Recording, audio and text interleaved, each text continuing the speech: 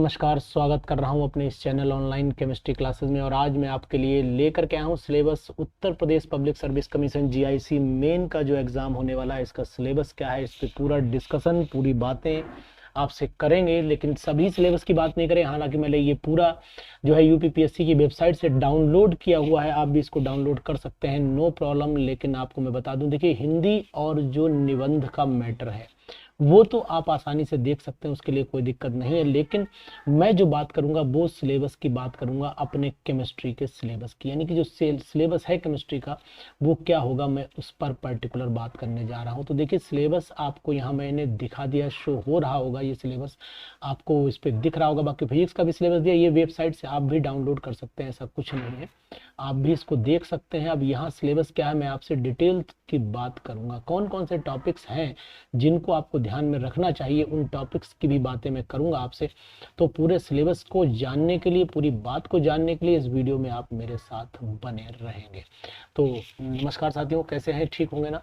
तो हम लोग केमिस्ट्री का जो सिलेबस है उस सिलेबस का देखेंगे कि आइडिया लेंगे कि आखिरकार ये सिलेबस कहता क्या है, ये सिलेबस इम्पॉर्टेंट कहाँ कहाँ पर है, किन चीज़ों का, रिटन क्वेश्चंस पे हम बहुत विशेष ध्यान देना है हमें। तो जो रिटन क्वेश्चंस है, रिटन क्वेश्चन का मतलब हम जैसे कह सकते हैं सब्जेक्टिव क्वेश्चन, जिनको डिटेल में लिखना रहता है, तो हम लोग सब्जेक्टिव क्वेश्चन की विशेष बात करेंगे यहाँ पर। तो हम सब्जेक्टिव क्वेश्चन कैसे होंगे, उन क्वेश्चंस का पूरी बातें, उनको करना कैसे चाहिए, इसकी बातें भी बताएंगे। लेकिन पहले हम सिलेबस शुरू कर लेते हैं। देखिए फिजिकल केमिस्ट्री में गैसियस स्टेट सबसे पहला चैप्टर, और गैसियस स्टेट में अधिकतर ये हो सकता है जैसे कि मॉलिक्यूलर वेलोसिटी और फ्री मीन फ्री पाथ और collision diameter, liquefaction of gases, Joule Thomson effect and ideal non ideal gases. तो यहाँ पर मैं ये मानता हूँ कि जैसे कि मान लीजिए अगर आपसे पूछा जाता है कि लिक्विफेक्शन ऑफ गैसेस की बात करते हैं तो इस पे एक शॉर्ट नोट बनाया जा सकता है ना। Deviation from ideal, ideal gas जो इक्वेशन है, आइडियल गैस इक्वेशन है, उसका मतलब आइडियल गैस बिहेवियर का जो डेविएशन है, मतलब रियल गैस इक्वेशन बोले या वैन डर वाल गैस इक्वेशन बोले, इसका डेरिवेशन मॉडिफिकेशन फॉर्म में आ सकता है। स्मॉल ए की वैल्यू या स्मॉल बी की वैल्यू भी कैलकुलेट करवाई जा सकती है, इस पे न्यूमेरिकल पॉइंट ऑफ व्यू से भी बात की जा सकती है। तो इसलिए पूरे सिलेबस को मैं डिस्कशन कर रहा हूं, यहाँ पर आप बिल्कुल बने रहें। लॉ ऑफ करस्पॉन्डिंग स्टेट्स में, इसमें सबसे ज्यादा इंपॉर्टेंट क्रिटिकल कांस्टेंट्स हैं। क्रिटिकल कांस्टेंट में आपका critical temperature, critical pressure, critical volume, ये सभी आ जाएंगे। तो इनको भी आप जरा प्रैक्टिस कर लेंगे तो ज्यादा बढ़िया रहेगा। तो फिजिकल केमिस्ट्री का जो पहला टॉपिक है गैसेस स्टेट, इसको आप बढ़िया से तैयार करिए। इसके डेरिवेशंस पे थोड़ा आपको ध्यान देना पड़ेगा। डेरिवेशन का मतलब बहुत बड़ा कोई डेरिवेशन नहीं आने वाला, लेकिन छोटे छोटे पॉइंट्स के फॉर्म में डेरिवेशन आपके सामने आ सकता है, इसलिए मैं ये बात कर रहा हूँ। लिक्विड स्टेट में आ जाइए, यहाँ डिफरेंसेस के चांस जाता हूँ। सरफेस टेंशन है, इफेक्ट ऑफ टेम्परेचर है, सरफेस टेंशन, विस्कोसिटी की यूनिट्स पे आप जरा फोकस करिएगा।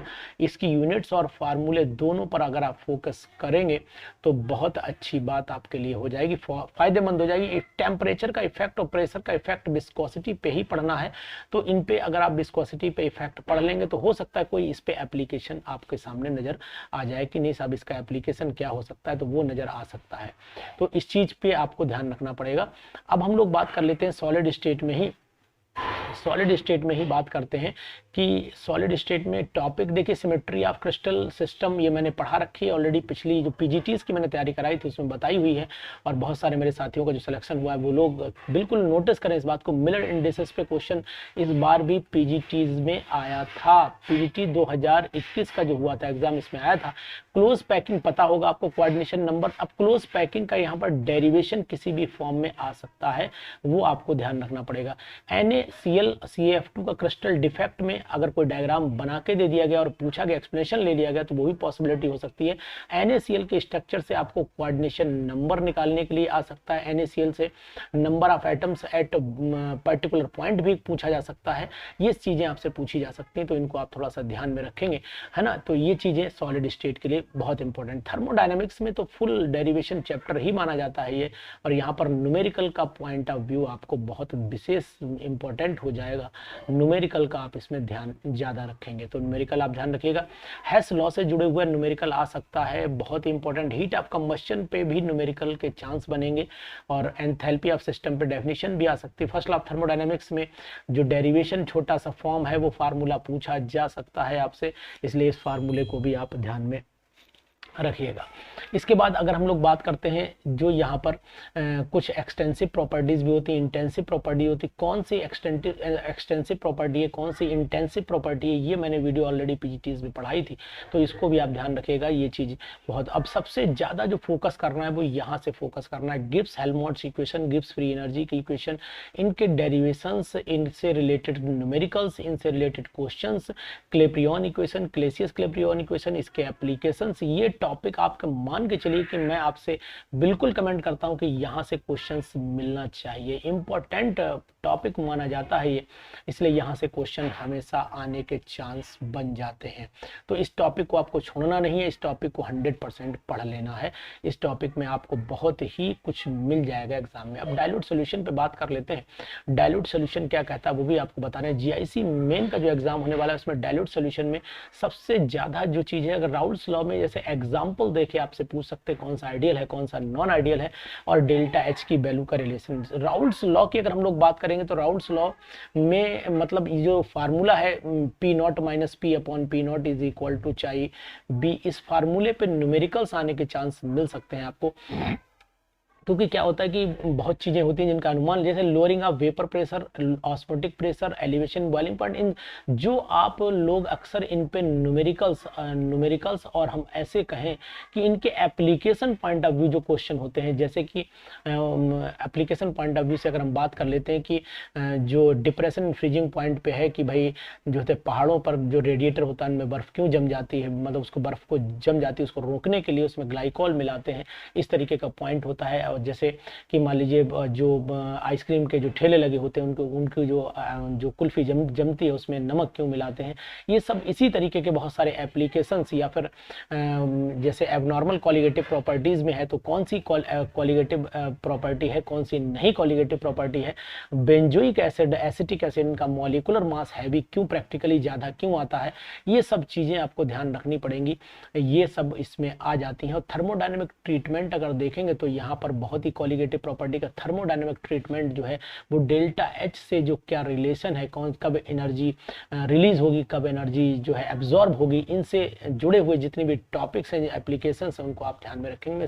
मैं सिर्फ आपको रिमाइंड इसलिए करा रहा हूँ कि आप लोग सभी अब तैयारी में जुट चुके होंगे पूरी तरीके से। सरफेस फिनोमिना में आ जाइए तो मैं यहाँ पर जो फोकस करूंगा वो केवल Freundlich adsorption isotherm, Langmuir state value और लैंगमैन स्टेट एड्सॉर्प्शन आइसोथर्म और गोल्ड नंबर पे भी बहुत, लेकिन उससे ज्यादा हार्डी सुलझे। इन तीन बातों को हम ज्यादा, और जीटा पोटेंशियल, ये चार बातें हम ज्यादा फोकस करेंगे किस पे, आपको ये सरफेस फिनोमिना में। एक चीज आपको मैं बता दूं कि आपको अगर ये डाउनलोड कर मिले तो यूपीपीएससी की वेबसाइट से इसको डाउनलोड कर लीजिए, आपका सिलेबस रहेगा तो पढ़ने में आसानी रहेगी। और दूसरी बात, मैं आपको यहाँ पर लिंक भी दे दूंगा कि आप इसको डाउनलोड कर सकते हैं।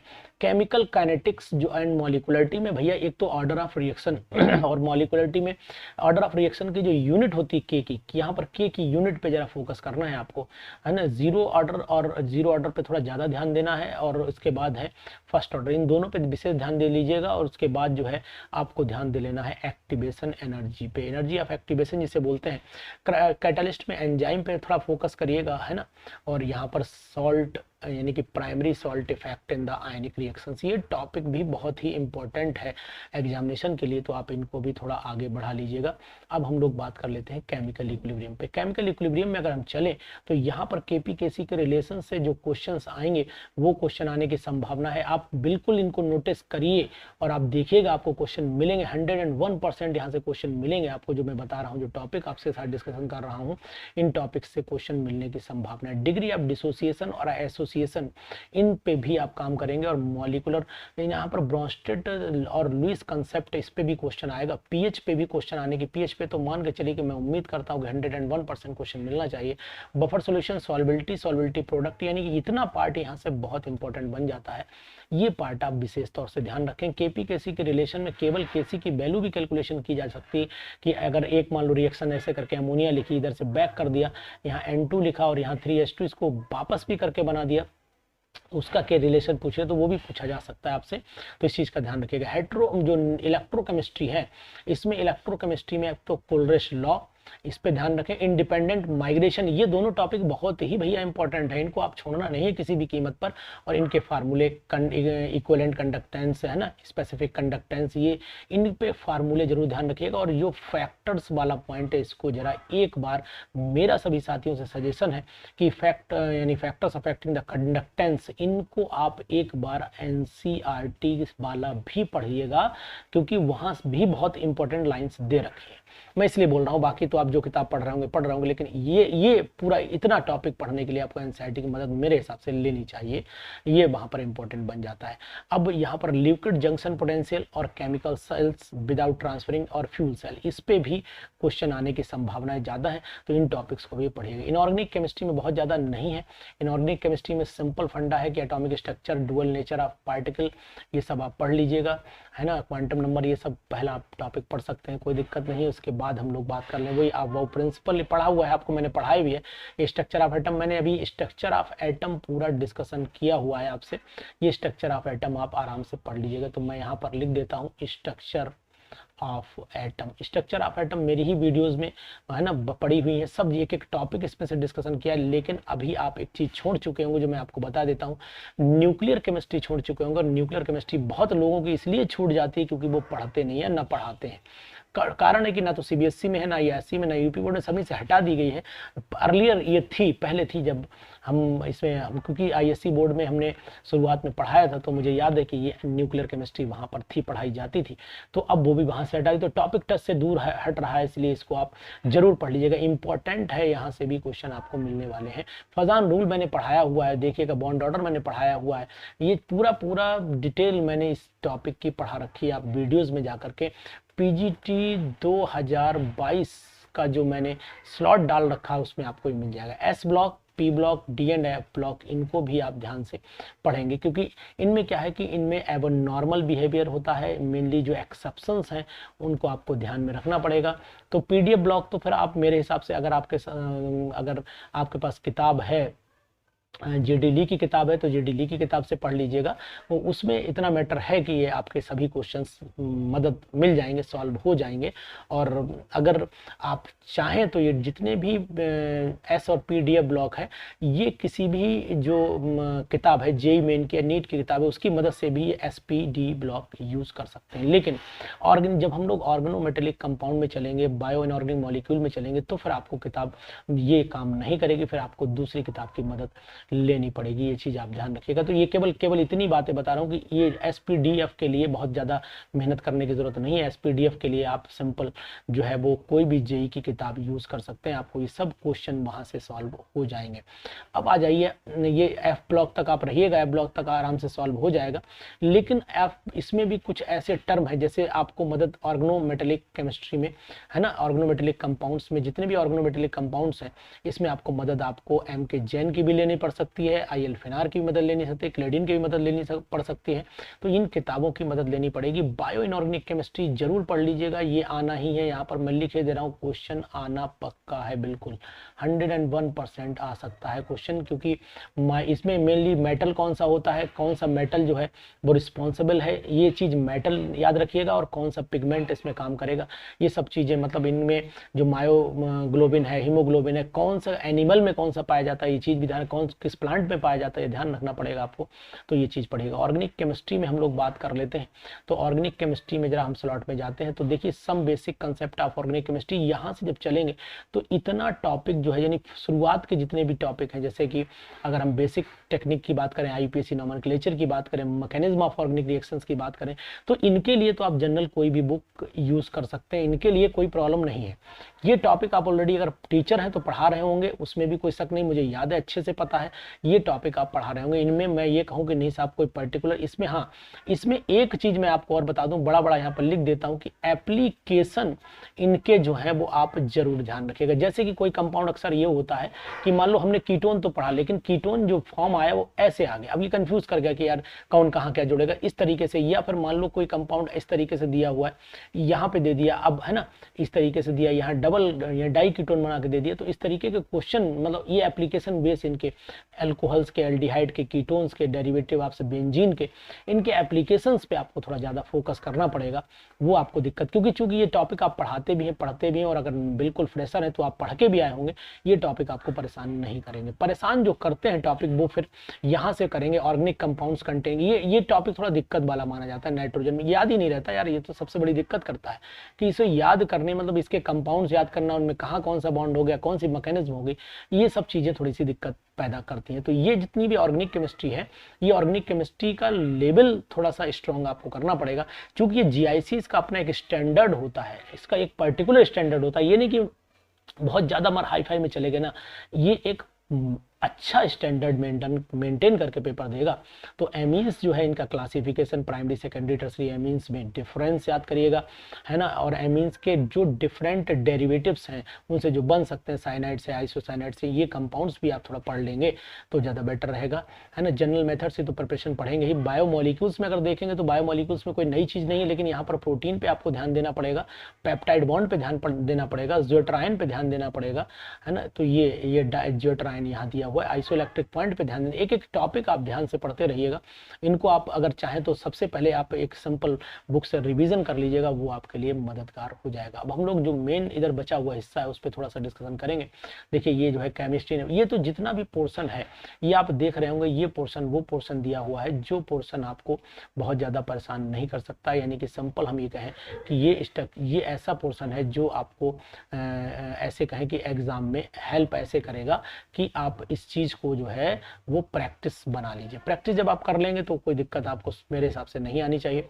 और दिक्कत इसलिए भी नहीं आएगी क्योंकि एग्जाम से रिलेटेड जो टर्म है, टॉपिक हैं, वो आपके क्लियर हो जाएंगे। और ये सभी जितनी भी ऑर्गेनिक केमिस्ट्री से रिलेटेड चीज़ें हैं, ये थोड़ा ब्रॉड होकर के आएंगे आपके एग्जाम के पास। तो इसको आप डाउनलोड भी कर सकते हैं, इसको पढ़ भी सकते हैं, इसकी मदद भी ले सकते हैं, और आप यूपीपीएससी की वेबसाइट पर जाके भी इसको डाउनलोड कर सकते हैं। तो ये मैंने कुछ आइडिया मेरे दिमाग में था कि मैं आपको बता दूं कि क्या क्या चीज़ें आप ज़्यादा पढ़ लीजिए जीआईसी के लिए, वो आपके लिए इंपॉर्टेंट है। इसके अलावा भी कुछ आप जो मैटर है, इंपॉर्टेंट मैटर है, वो मैटर भी आप मेंस के लिए पढ़ लीजिएगा। जैसे मैं अगर आपसे कहूँ कि सिंपली कुछ चीज़ों पर ज़रूर आपको ध्यान देना पड़ेगा, जैसे कि अगर आप चले जाइए कि पॉलीन्यूक्लियर हाइड्रोकार्बन्स की बात करें तो उनको भी थोड़ा पढ़ लीजिएगा, क्योंकि क्या होता है कि सिलेबस से थोड़ा सा आपको आगे भी चलना पड़ेगा। ये चीज़ आपको ध्यान रखनी पड़ेगी कि भाई सिलेबस क्या है, ये चीज़ें आपको याद रखनी पड़ेंगी। तो अगर हम लोग पूरे सिलेबस की बात कर लेते हैं तो यहाँ पर आपको सिलेबस बहुत सारा दिखाई दे रहा होगा। ये सिलेबस आप पूरा डाउनलोड आसानी से कर सकते हैं, कोई दिक्कत नहीं है, और वेबसाइट पर जाकर भी कर सकते हैं, और ऑलरेडी आपके पास सिलेबस होगा भी, इसमें भी कोई फर्क नहीं है। तो इसको पढ़िए, मेहनत करिए और सिलेक्शन के लिए पूरी मजबूती के साथ